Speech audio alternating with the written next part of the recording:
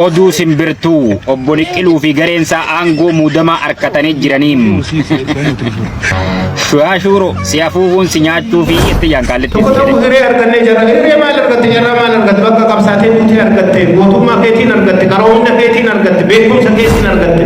Hogganaa shanee Shimalisii kan turan Abba Shanyii Nagaasaa gorsaa Pireezidaantii Naannoo Oromiyaa Abba Shimalis abdisaa ta'uun shuumamanii jiran. Hogganaa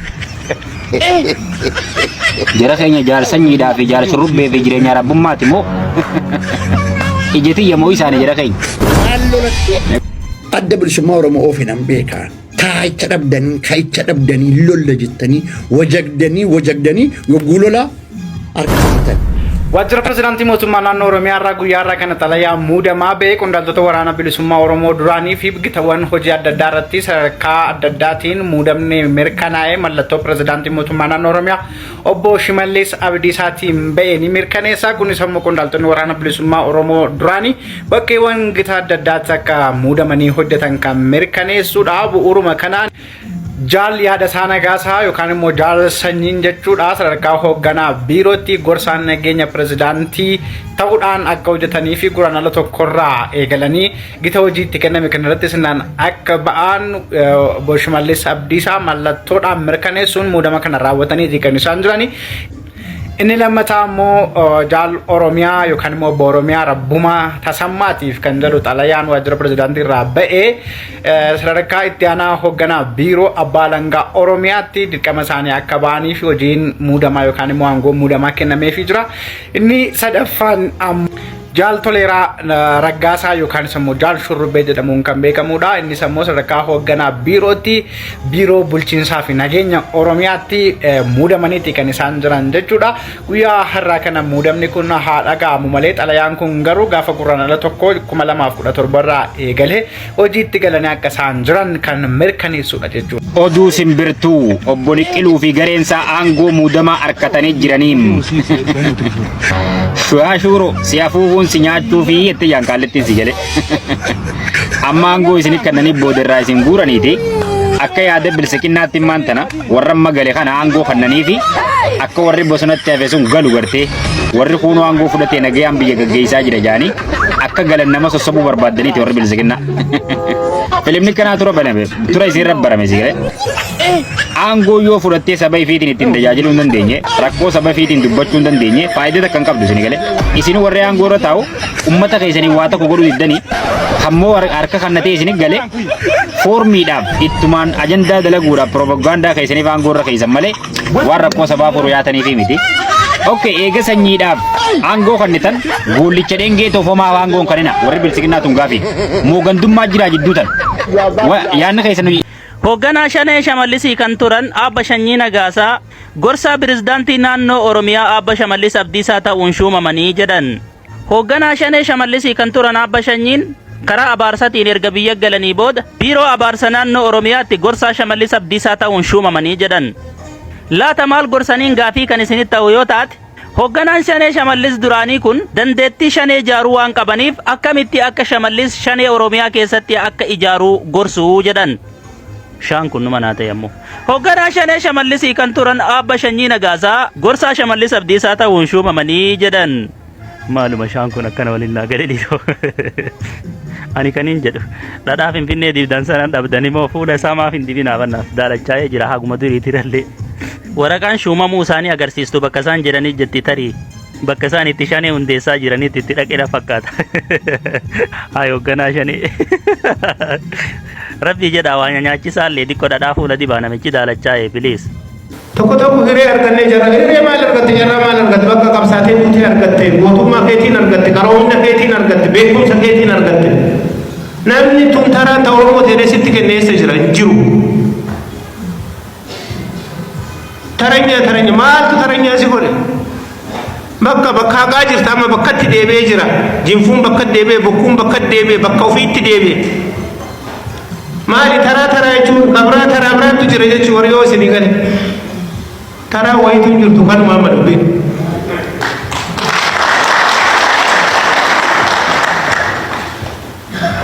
Kan immoo kan barbaaduuf nama dhiibuu, nama saamuu, nama ajjeesuu, nama maal gochuu, tortor gochuu maayikalaawwitti galchine isaanii miti kenna kaayoo walqixxummaan obbolummaan ollummaan ofitti qabnee nama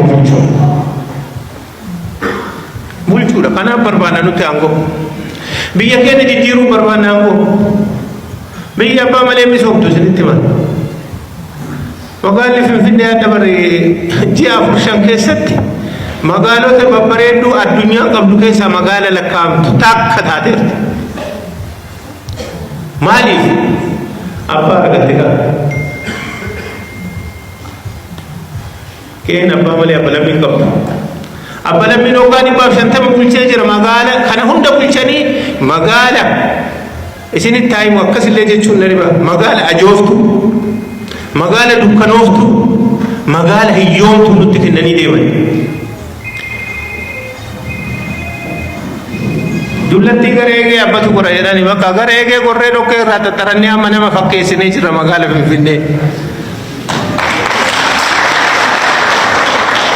kuneessaa dhufne ilmaa keessan irraa yaadama ida'amuu irraa dhufe abbummaa irraa dhufe quuqama irraa dhufe gara biraatiin dhufu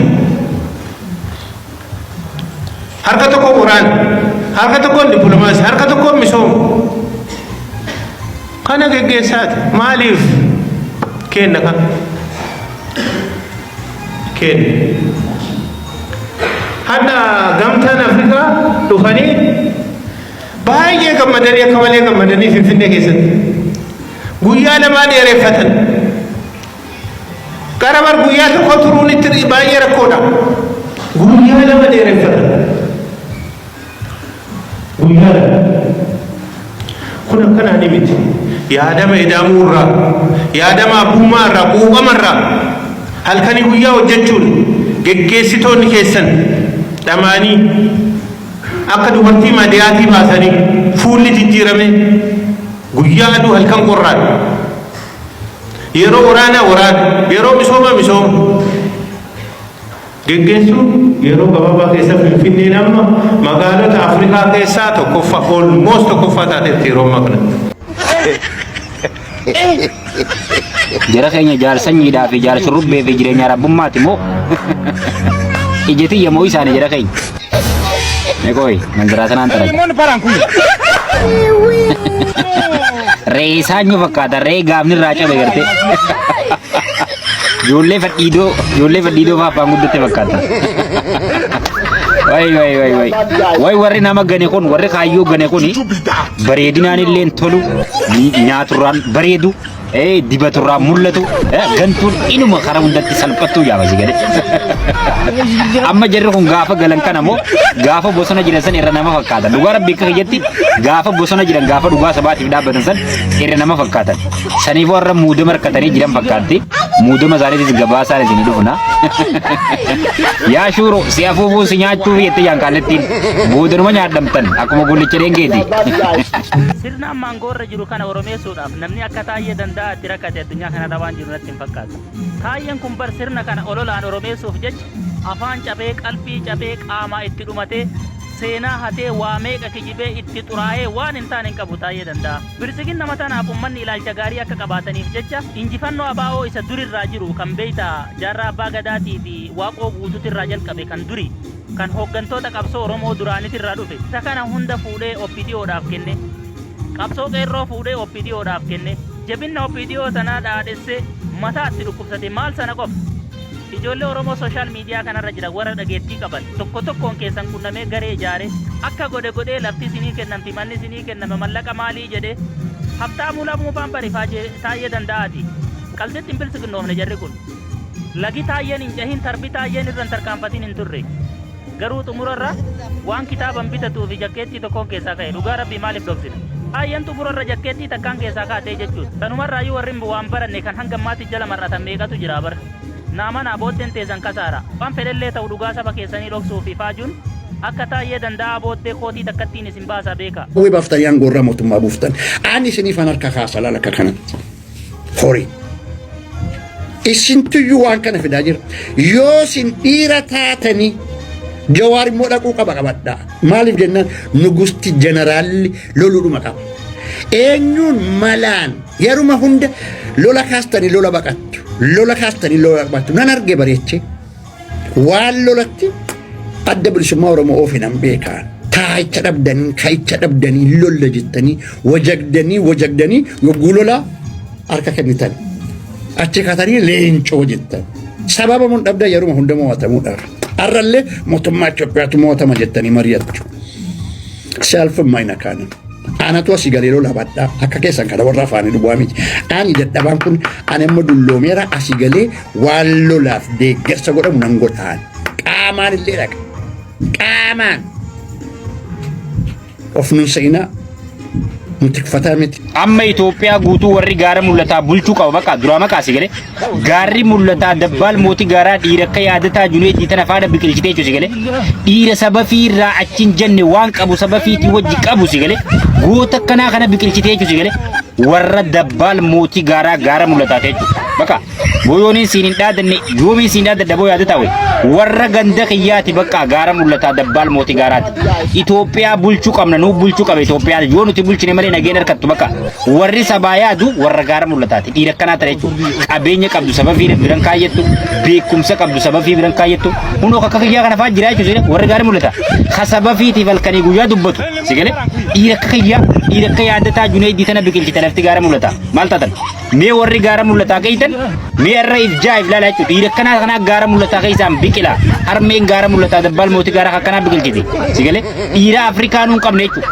boo yaadataa jiraaddu ganda kiyyo